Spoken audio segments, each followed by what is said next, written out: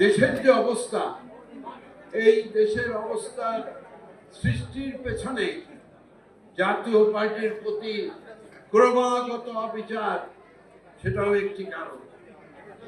আমরা আশা করব যে আগামী দিনে জাতীয় পার্টি কারো দয়া বা অনুগ্রহের উপরে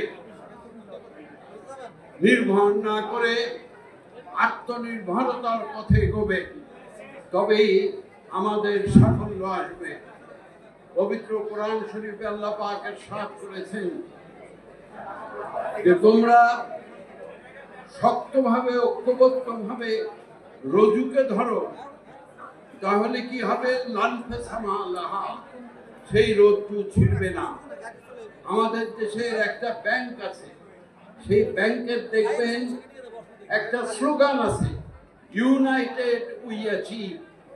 আমরা যদি একতাবদ্ধ হই তবেই সাফল্য আসবে।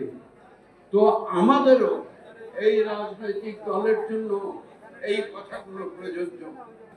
এমন একটি নেতৃত্বের শুভাগমন ঘটবে যারা জাতীয় পার্টিকে আগামী দিনে ঐক্যবদ্ধ করার প্রচেষ্টা করবে এবং জাতীয় পার্টির রীত ও গৌরব পুনরুদ্ধার করবে। আমি আমার রাজনৈতিক দূরদর্শিতা দিয়ে যতটুকু করতে চাই, সেক্ষেত্রে আমি জনাব আনিসুল ইসলাম মাহমুদ এবং জনাব রুহুল আমিন হাওলাদারকে অগ্রিম অভিনন্দন জানাতে চাই।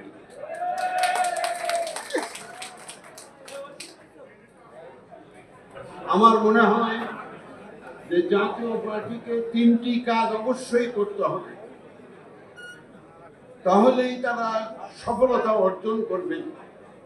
তার একটি হলো দলের অভ্যন্তরে গণতন্ত্র চালু করা, যেটা আমাদের দেশের অন্য কোনো রাজনৈতিক দলে এখন পর্যন্ত পরিপূর্ণভাবে নেই। সেই দলের অভ্যন্তরীণ গণতন্ত্র চালু করা, এটা সেই নতুন কমিটির হয়তো প্রথম কাজ হবে। দ্বিতীয় কাজ হবে দলকে ঐক্যবদ্ধ করা এবং জনগণের কাছে নিয়ে যাওয়া। এবং তৃতীয় কাজ যেটি হবে, সেটি হবে আগামী দিনে বাংলাদেশের জনগণের জন্য এমন কর্মসূচি গ্রহণ করা, যে কর্মসূচির স্বপ্নদ্রষ্টা ছিলেন আমাদের এই দলের প্রতিষ্ঠাতা এবং সফল রাষ্ট্রপতি, রাষ্ট্রনায়ক হোসেইন মোহাম্মদ এরশাদ। এই তিনটি কাজ করার জন্য আগামী দিনে যদি সুদৃঢ় পদক্ষেপ যে নেতৃত্ব আসবেন তারা গ্রহণ করেন, তবে আমরা আশা করব যে জাতীয় পার্টি হয়তো আবারও তার গৌরব ফেরত পাবে।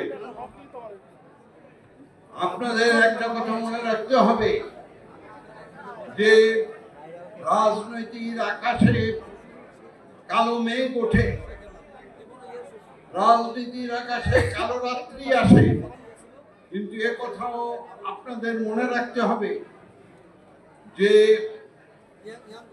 রাত যতই গভীর হয়, প্রভাত সূর্যের অরুণোদয়ের ক্ষণ ততই নিকটবর্তী হয়।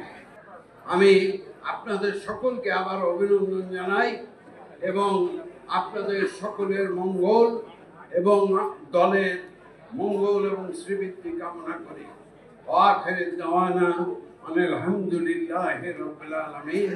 আসসালামু আলাইকুম ওয়া রাহমাতুল্লাহ।